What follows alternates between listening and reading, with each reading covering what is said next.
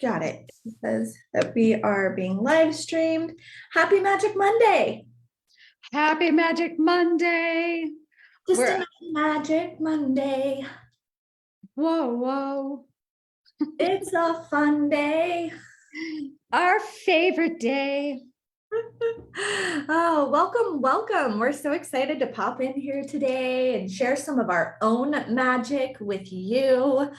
If you're feeling anything less than magical, then enjoy this fun little chat that we're about to have. I'm going to pull us even if, yeah, do. And even if you're feeling really magical, I anticipate that you're going to feel even more magical when we're done. Stay with us, even if you are feeling magical. Stay with us. There's more magic here. There's more magic here. Let us know that you're tuned in, where you're tuning in from. Say hello in the comments. Let us know you're here. Megan and I have already been having a couple of deep conversations today, and that's why we're a little late. We're a little late. I had a fun download coming through, and I'm like, ooh, I need to get some of this out so then I remember it. And I shared it with you so I can be like, what the fuck did I say? Then I can remind you. Remember. Because that happens a lot, huh? Because you'll have an experience and I'll come back and I'll say, remember that download you got or that reading you did? You're like, no. And I remind you, like, oh yeah, I've been your memory for some time. You have, yeah. Because when I'm tapped in and tuned in, the information is pouring through, right? Like the downloads are coming through me. It's not like it's coming to me and I'm like, oh yeah, that makes so much sense. And I'm keeping it, right? It's like literally flowing through me. So that happens with clients too. That's why I keep notes, because I don't actually remember many of the downloads. Or like, remember when you said this? And I'm like, I don't. Sorry. I said that. It's not that it's not right. It's not that it's not relevant. Right. It's not your words. It's not your humanness. Right. It's not the humanness. So it's not staying in like my ego mind. So with all of that being said, we have some fun downloads to talk about here as well, which is how you can, what is the bridge from student to master, and how can you start crossing that bridge? Being facilitators and teachers in the spiritual realm for quite some time now, we see recurring themes, which is lifelong students, period. Yeah. Well, I would say that I am a lifelong student forever and ever and ever, because the knowledge just keeps going deeper and gets richer and more expanded and more profound. However, in order to begin reaching deeper depths and higher peaks, what is required is to become masterful in what you have already learned so that the next book can open. And so we're talking about that bridge from being a lifelong student, period, to being a student of life and a master of what you have already learned. There is a bridge, and we're going to talk about that bridge today so you can live more masterfully. Yes. Are you texting? I am. No, Tori's off today, remember? Yeah. Tori's off, and she usually tags everyone. Oh, I'll do it. Can you do that? Yeah. Do that. So that's something that the reason why Megan and I have so much fun talking every day, multiple times a day for sometimes hours, is because we are such students of life. And when we learn something new, which we are constantly doing, we are applying it in that moment. It's not just, it's not a concept to us. We don't just read it and go, oh yeah, I read that book. It's, oh, I read this book and this sentence. How do we apply this sentence? And that's part of being a lifelong student, and like taking us layers deeper, frequencies higher in the moment.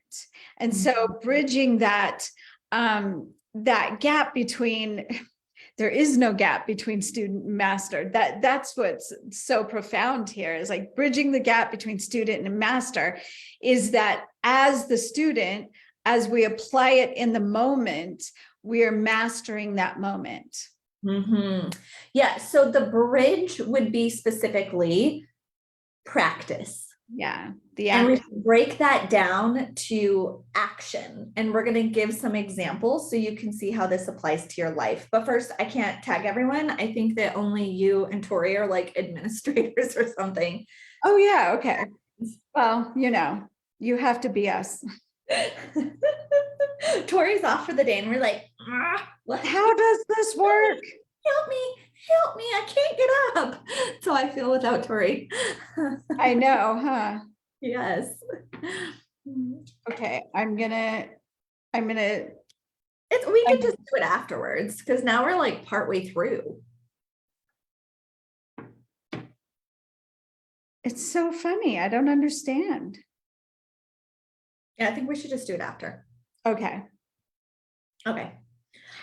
So we're not masters at the technology. But if we practiced it, we probably would be.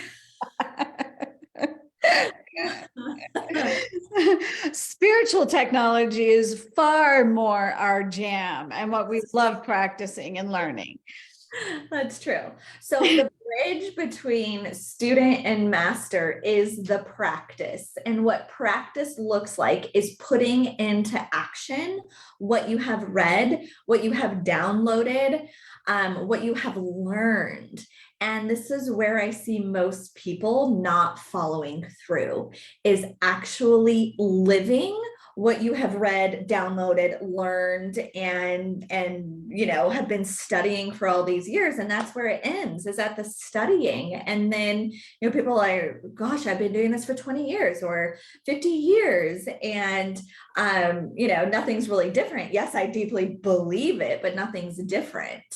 And the way that we create new realities, the way that we experience quantum leaps, the way that we manifest, the way that we experience bliss, joy, and harmony is in the practice of what we've studied. So let's give some examples. Okay, go. All right. Oh, goodness. You're welcome. I feel like I had so many examples before when we were on the phone. Let's see. So let's talk about when you're in conversation with someone.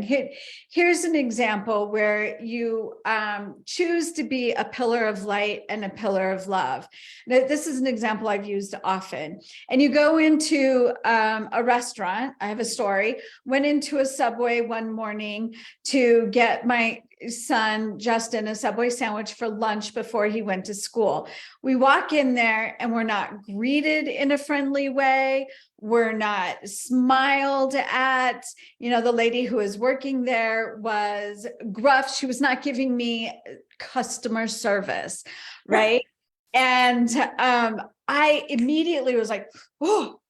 And then, I don't think I did it in the moment. It was afterwards when I reflected back. I was like, oh, I could have been a pillar of light. I could have been her light. I could have been friendly. That's where you apply it. In that moment, I got angry, and then it was reflecting back going, I could have chosen to be a light for her instead of expecting her to be a certain way for me because of the roles we were playing. How often do we do that, right? We have these roles. My husband should do this. He should know that. And I make that expectation because of the roles we're playing. And so practicing what we learn in the moment is being that energy instead of doing what is fast, what is our reaction. It's slowing down. It's slowing down time and going, who do I want to be in this moment? Yes. So your very first step is going to be slowing down time. Mm-hmm. And then your next step is going to be doing something different. And that's where I find it most challenging. I got really good at slowing down the time and recognizing, my judgment of this person not giving me customer service. My judgment that this person should be doing that. right? So slowing down there. And then your next step is to do an action that aligns with your highest good, because who you be right now is who you become tomorrow. So for example, in Mom's story, it could have been, hi, been really friendly, wished her a great day, and that sort of thing. My examples come a lot in relationship. Scott and I are in a very conscious relationship. And what makes it very conscious is that we slow down and we behave differently than our reactions, emotions, and thoughts tell us we should. Mm-hmm. That is fucking masterful, because the only thing you want to do is run on your emotion, run with your thoughts and your judgment, and you can take a step up. You can slow down, become the observer, and go, my emotion is saying this, my thoughts are saying that, but my true self says love and connection is what we want here. And then when I remember love and connection is what we want here, it changes my words. Mm-hmm. It changes my next sentence. It changes my body language. And it's that moment of a new choice that shifts reality. It's not knowing that I'm in my ego. It is knowing I'm in my ego and shifting into my true self. It's not knowing he's responding from his inner child. It is shifting into my higher self and meeting his inner child, right? They're so nuanced. They're so nuanced. And yet that's where the mastery lies, not in knowing like, oh, I had this ego part coming out saying this, and then he was in his inner child. He really needs to grow up. Like that's knowledge and logic, and it pairs really nicely with the ego. But practice and mastery aligns us with our higher self, and it's always in connection, love, and peace. I love that so much. And I want to add that when you slow down and you make a new decision from your higher self or your true self, you actually just created your future. That's, what we were talking about. Like you're creating your future self. You're creating your future relationship in every moment. You can react, and create harm and create distance. And that's what you're creating. Like everything that you're doing in this moment is creating your future. You're either creating what you want or what you don't want in the moment. Mm-hmm. That's why the present moment is so important. So important. Whatever is presenting itself is giving you an opportunity to create what you want. Mm-hmm. That's so good. That is so good. The way we are showing up right now is what we're creating next. And I do want to just speak to the humanness of it. Anytime I'm practicing a new way of being, I feel my old habits as strongly, as like being an alcoholic in a liquor store. So when I'm really in that moment of wanting to prove my husband wrong, I really want to. That's when mastery happens, is when you really want to and you choose what you truly are aligned with. When you're presented with the ability to prove that person wrong or to prove yourself right or to feel better than them, and you choose connection instead, that's where the mastery is. And it doesn't mean it's easy. That's why it's very hard. Very hard, right? Yeah, and that new reality that you're making in that, it's also reflecting in our neurological pathways. That's what makes it so difficult, right? Like if you drive to work the same day every single day, it just is natural. That's what you're going to do. It takes effort to be like, wait, if I'm not going to go that way, what way would I go? There's the slowing them down. Instead of turning right out of the driveway, you're going to turn left. It would just be easier to turn right. You wouldn't have to think about it.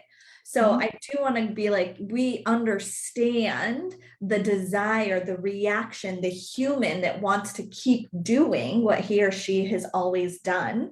And that's what keeps you in the realm of knowledge and student versus the mastery and starting to reap the benefits of all that you have the knowledge of. Yeah. Yeah. I love that. And I want to say, like, we often react and it feels so uncomfortable to do something new, because we like knowing what to expect. Right. So if we drive the same way to work every day, we know what to expect. We don't want the unexpected. Right. Which is what makes us feel alive, by the way, is the unexpected. And we also, when it comes to relationships, we like to be right. And there's so much identity wrapped up in us around being right. And we don't necessarily think about, like, what is it costing us to be right? We're making the person that we love so much wrong. Right. Right. like it's a high price. It's a very high price that creates separation. And so just be aware, like, you don't need to be right. You just like being right. And so I wanted to mention that. Yeah. Yeah. Did you have more? Yeah. But did you have something to add to that? Because this kind of goes off of it a little bit. I was going to talk about how Rainier, he's someone that we both mentor with, talks about what is your ultimate goal, right? What is your ultimate goal? And I'm going to bring, like, Grandma, I'm sure she'll watch this. Grandma has an ultimate goal. Her ultimate goal is peace, right? So if her ultimate goal is peace and she comes into contact with a moment of wanting to be right in relationship or wanting someone to behave a certain way, she may find herself in a space of going, well, I'm pretty sure my goal right now is to be right and to show this person a new and better way, my way. I actually know her ultimate goal is peace, which would be your way is good. My way is good. There's peace. And so knowing, thank you, Grandma. Use you as an example. I'll ask for forgiveness later instead of permission now. And so if we know what our ultimate goal is, for me, it's love and connection and relationship, even though when I'm highly triggered, it is to show him that he's wrong. No, that's just the human goal. That's like the itch. That's like the hit, right? The ultimate goal is love and connection. So it actually doesn't support either of us to be right and the other person wrong. Mm-hmm. Excellent. Excellent. Beautiful. The only thing else I was going to add is we taught a program called Mastery. And we actually had a student after the first 2 sessions drop out because she felt that there wasn't enough magic. I thought this was going to be amazing, magical type stuff. And so I wanted to address that a little bit because we talked about the magic and why this self-mastery and how we are showing up in the world is magic. And how it makes us capable of creating even more magic is that our reactions and being in the dark of what's going on within us dissipates our power, completely dissipates our power. Self-mastery, self-awareness, self-actualization is the foundation from which we create unabashedly, fearlessly. Otherwise, we're actually creating from the opposite of self-awareness, of being blinded, not seeing the truth. If a great example is you don't know where to go if you don't know where you're at. And so much of the spirituality, the love and light, mindset, affirmations, you can visualize and have whatever you want, is it's like step 3 or 4. Because you don't really know where you're at. You have to know where you're at, like what's happening within me, right? And that's where the magic comes out. You have to be willing to go within and say, okay, I can transform my relationship by listening instead of proving myself right. I can transform how people feel in my aura by walking in and providing love and light and providing understanding and listening instead of expecting someone who's working there to provide me with something. It's releasing the entitlement, I suppose. Okay, so I'm about to draw a parallel here because I love this so much, because what real magic or real peace or real sovereignty and freedom is to me is that no matter where I am, it is magical and peaceful. It is no matter who is there behaving in what way, I feel magical and I feel peaceful. That is the ultimate sovereignty. That is the ultimate freedom, is that we're not changing the outside world for us to feel better. We feel better and the outside world seems to shift. Does it really? I don't actually fucking know. But all I know is that I am really magical and I am really free and I am really peaceful most of the time, not all of the time. And I'm thinking of like how unsexy these things I've done to be able to experience this. Like I say ascension is inner ascension. Enlightenment is enlightenment. It is the fact that I sit down and I do Byron Katie's inquiry work, or I do existential kink shadow work every single day. I'm doing one of those. Every single day, I'm getting to know a new part or aspect of myself. And I'm going to draw this parallel to my business. I have a very successful business, intuitive consulting with Megan Camille, something like that. What's your business? Yeah, intuitive. I have no idea what it's. Intuitive business consulting. There we go. I'm like, what the fuck is this? But people will come and be like, oh, just show me the magic that you do. Like, what is it that you've done to create this kind of wealth, this kind of freedom, this kind of success? And it's so not sexy. It's not like out there, like, oh, I imagine that I'm going to have this and I just bring in the clients.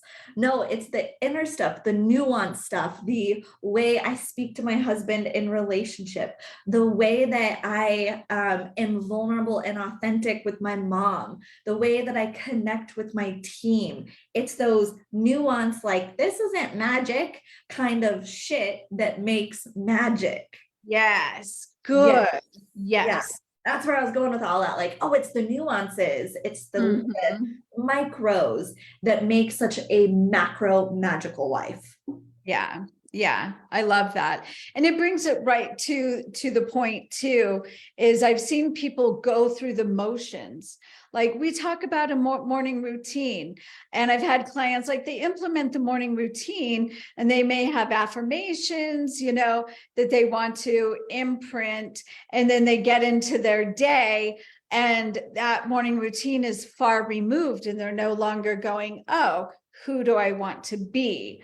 Right? It's not just going through the motions to go, okay, I'm doing this thing, where's my results? I'm doing this thing, where's my results? It's a state of being, the state that you are being the person you want to be, being at cause, being the pillar of love and light is the magic. It is the result. Yeah. And then like the synchronicities, boom, boom, boom. Then it's like, it's magic, right? It's like, oh, all of this stuff is just falling into place. Yeah, you start wondering whether the world is conspiring for you or if you're doing it. Like, how all this just going my way? Right. It's so cool. So cool. Beautiful. Ooh, good conversation. A way to start a week off with some magic. Bam. Yeah. Magic and power. And we will be back next week, I think. Yeah, pretty sure. We'll Yeah. see. Post any questions in the comments below. We'll hop in and answer them. Yeah, and any thoughts, any reflections that you're having about this conversation that we've had, because it's gone pretty deep and you can definitely start applying this now. Yeah, share what it is that you're going to practice today. Boom. Good one, May. Share what will you practice today? What are you going to practice and then eventually master because you took the next step to practice? Yeah, excellent. All right, everyone, have an amazing week. We will see you next time. Bye for now.